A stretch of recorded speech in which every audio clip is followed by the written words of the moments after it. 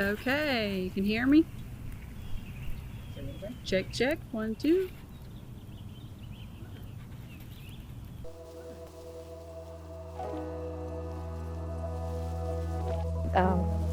Just the kids, the family, everything. I mean, I loved it all. My favorite part were the people. I can't say just one thing, except for just the way God moved throughout the whole weeks that we were there. I don't know, it hit me hard when I was sitting there playing that this is what it's all about. This is what I had been missing this whole time because I was so focused on getting the job done. Wow, mission work for Kristen. Who would have ever imagined? Not Kristen.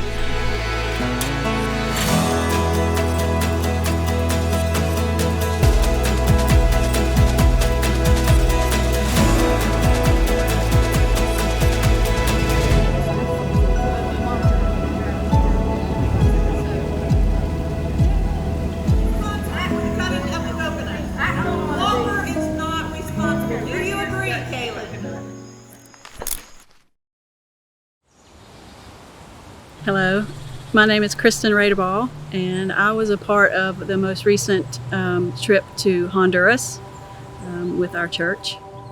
My son was invited to go to Honduras with his school, and I said, sure, you can go, but you're not going out of the country without me, so I went along. I had no intention of this being a thing, but when we landed, the Holy Spirit just began a new journey for me. I just love the way the Holy Spirit moves.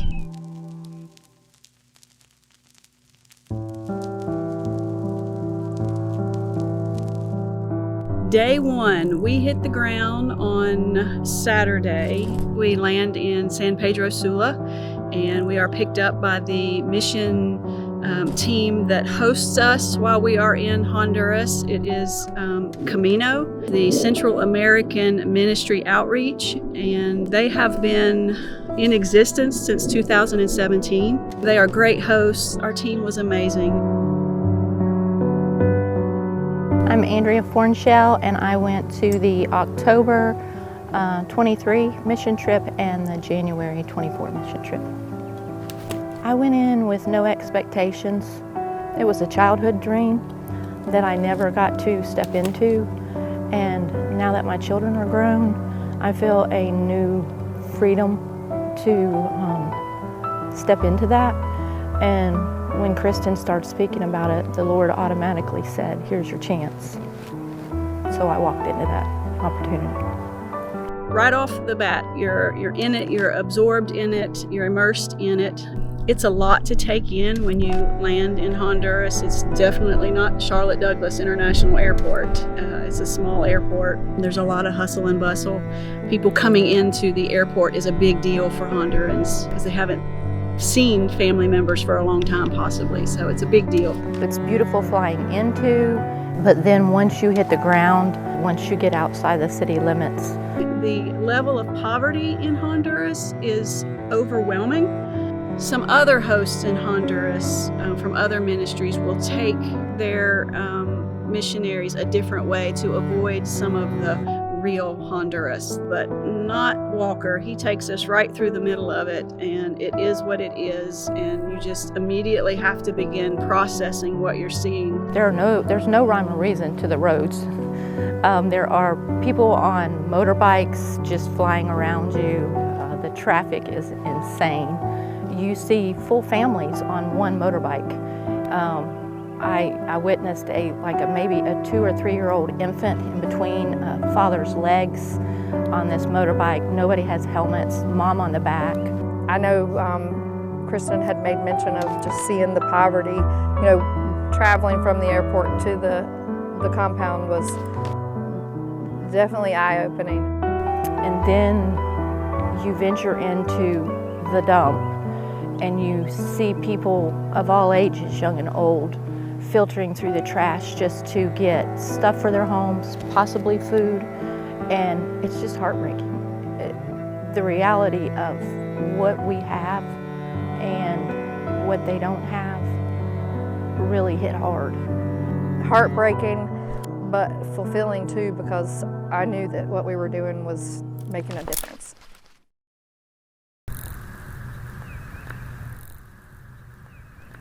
My name is Kelly Ryan. I was part of both of the most recent mission trips to Honduras, October of '23 and January of this year. The Holy Spirit drew me more than anything. I had an opportunity to go to Israel back in 2015. I saw a lot of things there in the way that the Lord and Holy Spirit moved. And I have always had this hunger. And when I heard about the opportunity that was presented for Covenant, a group at Covenant to go, I just prayed about it, and he said, yeah. We got to do a little sightseeing when we first got there on the first trip of the compound where we stayed. They call it the compound, but we don't like to call it the compound. So retreat center that is very nice. We are well accommodated and well fed. There's waterfalls there, there's banana trees, there's coffee plants. I mean, they can walk out in their backyard and pick it off the tree. The retreat center itself has an amazing feel to it. The Spirit of the living God is there. He is moving and working there. And so we find our rooms, we arm wrestle for whoever gets which room, and we unpack. In the evenings we come back and we kind of just defuse. We usually leave after we've unpacked and take off to our job sites for that week. We'll meet the homeowners who we're building the homes for. We go in to meet the families we're going to minister to that week. And we all have on our pretty clean tennis shoes, and there's mud everywhere. I didn't want to get my bright orange-red tennis shoes dirty. And a young man come along beside me and he pointed at my shoes. I pointed at the mud and told him I didn't want to get my shoes dirty. And he went like this. And so I followed him. We came out on the other side and Walker is like, everybody's shoes are dirty but yours. It's because of Hyro. He took me through there and my shoes didn't get dirty. And then when we were finished, he points down at his shoes and they were barely even shoes. They were Crocs, and they were cracked in the middle. And that's really not a funny story. I was about to say, where's this going? It's not really a funny story, sorry. It was funny when it happened. It was funny when it was happening. Walker, who lives there now. The funny story was Kelly with the Sawzall cutting that coconut.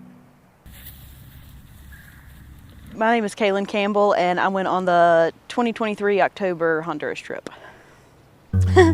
So, yeah, I didn't really want to at first. I was actually at a women's event here at Covenant, and Kristen mentioned something about it, and I was thinking about it later that day, and God was like, you're gonna go. And I was like, I don't think I'm gonna go. I think I'm good. I can't get off of work. Yeah, I got all these things. Like, I can't go.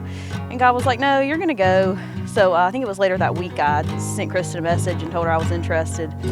God worked out all of the details. What got me most excited was the fact that I knew it was a God thing and not just a me thing. It wasn't me like, oh, I just want to go to Honduras. I just want to see Honduras. It was more of God's got something planned and God's got something in store. So I'm excited about that and seeing what God's gonna do. Our team's goal to honor Jesus Christ in everything we did. We build homes when we go in, but that is just our entry into the communities. Once we get in there, the houses are a necessity, no doubt. But once we're there, we get to share life with these people. We get to hear their stories and tell our stories and share Jesus. And then the houses that we leave are just a daily reminder that there are others who are alongside them in their journey to make life better.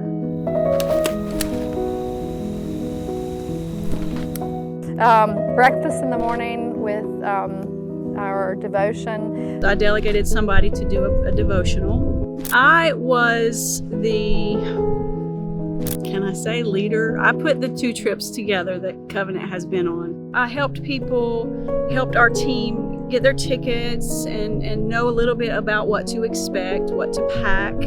There's only one spot at the compound where Wi-Fi is available, so everybody's like in this room trying to reconnect with everybody and update our families and all. And then we all are on the bus or the van. We go to the job site. And we built 3 houses that week. The homeowners are encouraged to take part as well. So they're helping us paint, they're helping us nail nails. Just spending the time with the families was what meant the most to me. You just laugh and have fun with the family as you go along, which builds community. It wasn't like we were assigned jobs to do. It was, we just went where we knew we were going to be good at. I did a lot of hammer and nails, a lot of moving boards, putting boards up. The houses that we are replacing are made of, you name it. If you can find it in the dump alongside the road, somebody discarded something, somebody else picks it up. Usually by the time we get there, that structure has already been torn down. The homeowner will tear that down. Camino has built 150 houses, and it's kind of down to a science. It's basically a pole barn is what we're building. It's primitive to our standards. It's really nice to their standards. I feel like I did a little of everything. I think I did more just of the construction aspect than I did of the painting, really. The first day when we first started working, I was actually, I've for some reason volunteered to go dig post holes for one of the houses that didn't have the post set yet. We put big posts in, they're concreted, but now here's the catch. In Honduras, when you start using concrete, you clear off a space on the dirt ground and you put the right mixture of sand and the right mixture of concrete, and you add the right amount of water, and then you and about 4 other people just start making your move around the concrete and turning it in and mixing it, and it's all done by hand. And then all of that in 99-degree weather, 100% humidity, all of that is put in a wheelbarrow and taken into wherever you need it. There's no windows, there is a door. Then the inside of the house is concreted, which means a lot of backfill and then a lot of concrete. Once the poles are up, you frame it in, and sometimes we have nail guns, sometimes we just use hammer and nails. The roof structure goes on, and then the metal goes on, and then the sides go up, and they're just rough cut lumber that goes on the side. All of this is going on at the same time because everybody's doing something different. Whether it was shoveling the sand to mix the concrete, hammering the nails to put the boards up, throwing the tin on the roof, painting, or connecting with the kids and the families, that was the amazing part of every day. And seeing the faces of the families as you worked on the homes and how they wanted to help, how they wanted to come in and be a part of their future home. You're not just working for them, you're working with them, and they are so appreciative, very appreciative, not entitled at all. I think that makes it even more rewarding to go and see the level of gratitude that the Honduran people have. Just the community involvement and how each kid, the second trip, how each kid, when they knew we were in the community, they showed up where we were and they just wanted to help. They wanted to be a part of building that community. And I really feel like that's what we're called to do as Christians, is build a community so that we can help other people. We pretty much worked from early in the morning until, I don't know, like 4 or 5, I think is normally when we quit. Back to the compound, dinner, chill out, and then do it again. Some people would shower then, some people would wait. Took our cold showers in the evenings. Take a cold shower because at the retreat center there is no hot water, but we're working on that. So you're like, wash, run. We forgot washcloths the first time, so we were washing with socks. Then we would have dinner. We ate a lot. I felt like we ate a lot. Saini is Walker's wife, and they are our hosts there in Honduras. She is a chef. So as much as we are suffering in the mission field, it is hot, but we come home to amazing meals. Honduran meals they introduce us to, and then she's very kind to always have a hamburger at some point during the week, just so we can kind of get grounded again. Fresh juices are amazing. We would usually do just like a group recap of the night, just of our day, what we enjoyed, what was hard for us, that kind of thing. God's amazing. He did it. I don't know I don't know where the energy came from. But like the day before you leave, it all just comes together. Yeah. It was crazy.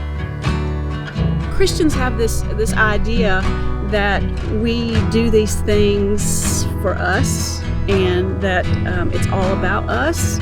And really it's not. There's nothing about mission work that is about the person going on mission, because the Holy Spirit comes in and just takes over and shows you things about yourself and about Him and about the community that you're working in. And it's a beautiful thing. Overall, I think it was an incredible experience. Well, just going to another country was pretty amazing. And leading a team into another country, it's a big deal, especially in this day and time. There's a lot of I's to dot and T's to cross, and working with a great team in Honduras is very beneficial, and working with Covenant Church is very beneficial as well.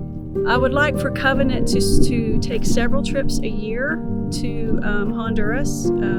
What we're doing is we've established ourselves in one community. Camino is busy in several communities in Honduras, but Covenant Church is coming alongside one community so that we can go there every time and continue to build these relationships. I think going on any kind of mission trip like that to any kind of third world country will change you. It doesn't matter where you go or what you do. I think that seeing the level of poverty and seeing the happiness and contentment in the people, you'll come home a different person. Even if you don't fully realize that you've come home a different person, you'll come home a different person. Living here, we are spoiled. Extremely spoiled. The desire for the worldly things,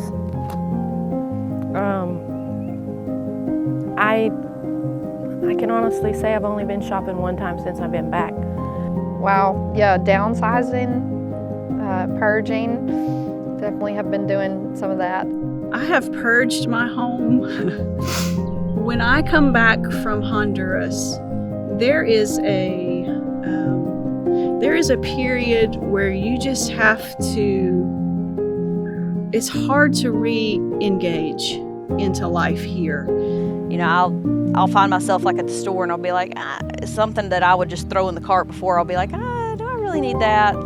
It's just it's the small things that you don't realize, people live without it. Just the joy that they have.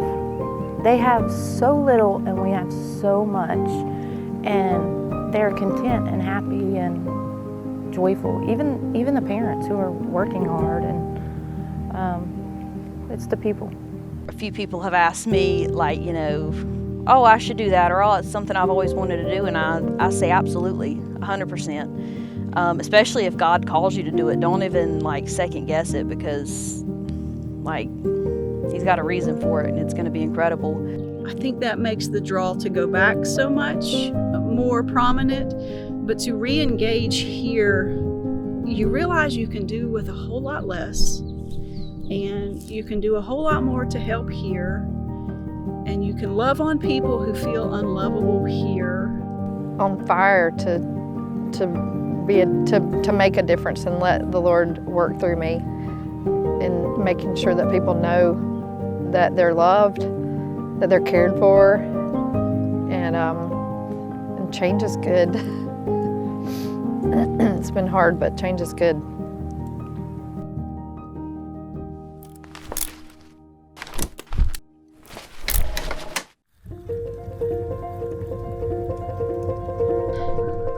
My favorite part of going to Honduras.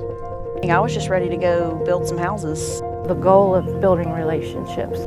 Learning how, easy we have it here and how difficult we make it. the houses are great, and it's good that the houses are being built because these people need houses, but the heart of the Father is for the people. And the kids they would come every day and just wait around to see what kind of goodies are they going to share. And Walker walks in and throws his hands up and says, "I don't know what's happening. I am not responsible for what is about to occur." And he turns around and leaves. Sorry.